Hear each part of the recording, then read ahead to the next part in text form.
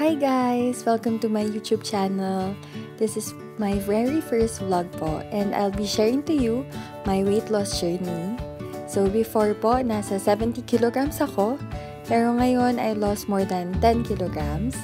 So disclaimer lang po, hindi po ako nutritionist, hindi rin po ako dietitian. I'll just be sharing to you what I did. So if you want to know more about what I did, just keep on watching.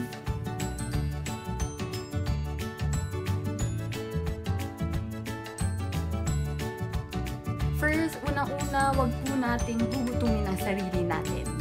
Okay? Kasi ako, before, syempre gusto kong pumayat, ginugutom ko yung sarili ko, bale, I've tried doing the crackers diet. Yung kumbaga, ang kinakain ko for the whole day is crackers lang. And yun, although papayat ka, pero hindi po yun healthy and hindi yun sustainable. So, ang mahalaga talaga when it comes to dieting is you have to find something that works and something na kaya mong masustain for a long period of time. Okay? So, yun. Avoid refined sugar. Avoid refined sugar and sugary drinks. Kasi, ako before, mahilig akong sa mga soft drinks, ganun. Milk tea, until now naman, mahilig pa rin ako sa milk tea, pero yun, iniiwasan ko na. So, water lang talaga guys. Water lang. And lemon. Lemon water. Okay din yun. Then guys, another tip. Ito naman. Apple cider vinegar. So, ito, very helpful to sa akin.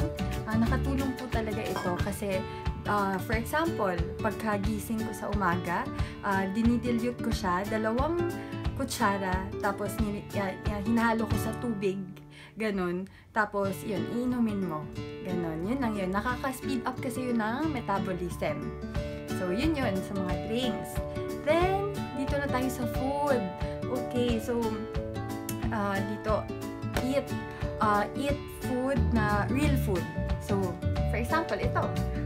Kamote. So, ito, more on, ito yung kinakain ko eh. Naglalaga ako ng kamote. So, yan. Saba. Alam niyo ba yung saging na saba, guys? Yun, saging na saba. Tapos, kumakain din ako ng gulay, tsaka fish. So, iniiwasan ko yung mga processed food kasi hindi talaga maganda na nagko-consume tayo ng processed food kasi ito yung mga processed food, puno to ng sodium. So, nakakalaki yun, nakakapag-bloat. So, yun, iisipin na talaga natin, guys, na kung gusto natin pumayat, kumain tayo ng healthy. Kasi, natutunan ko sa journey ko ng pagpapapayat, ang kailangan lang is yun, discipline. At saka kumain lang ng healthy food. Masama rin na gugutumin yung sarili, so huwag natin i-restrict ang sarili natin, ganun. Tapos kumain lang ng real food. Iwasan natin yung mga junk food, yung mga fast food, ganun. Dati kasi sobrang araw-araw ako nagpa-fast food. Pero ngayon, nagsistick lang ako sa diet ko na, yun, more on real food lang, gulay lang, isda lang, ganun. So, yun guys, basta as long as kumain ka ng real food, yun, papayat ka. And, kasi ako ayoko ng sobrang hinihipitan ko. So, ayoko ng super strict diet kasi hindi yun masusustain. So, ang mahalaga guys, ito, find something na mag-work sa inyo and yung kaya nyo i-sustain. So, ito yung kaya kong i-sustain eh. So, yun.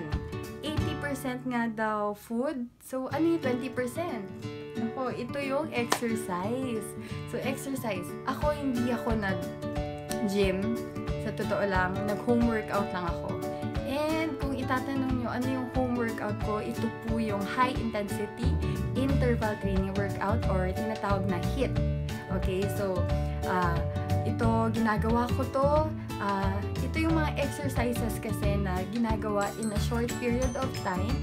Pero yung burn niya, may after effect. So, after kahit nag-rest ka na, 10 minutes lang to eh. 10 minutes na yung ginagawa ko. So, after nun, mag-burn pa rin daw. So, for example, yung exercise yung ginagawa ko, simple lang. For example, 30 sets of burpees, 30 sets of jumping jacks, and 30 sets of reverse crunch or sit-ups, ganon. So, hinahalo-halo ko lang yun. Tapos, pagka, yun, gagawin mo lang siya for mga 10 minutes, yun lang. So, pagka nagawa mo na yun, kahit na tapos na, may burning effect pa rin. So, nagbo-burn pa rin ng calories kahit tapos na. So, yun guys, yun lang naman talaga yung ginawa ko. Shinare ko lang. I hope makatulong sa inyo.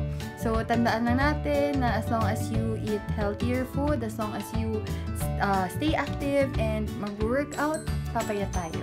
So, yun, kung nagustuhan nyo, sana mag-subscribe po kayo and thank you so much for watching. See you on my next vlog.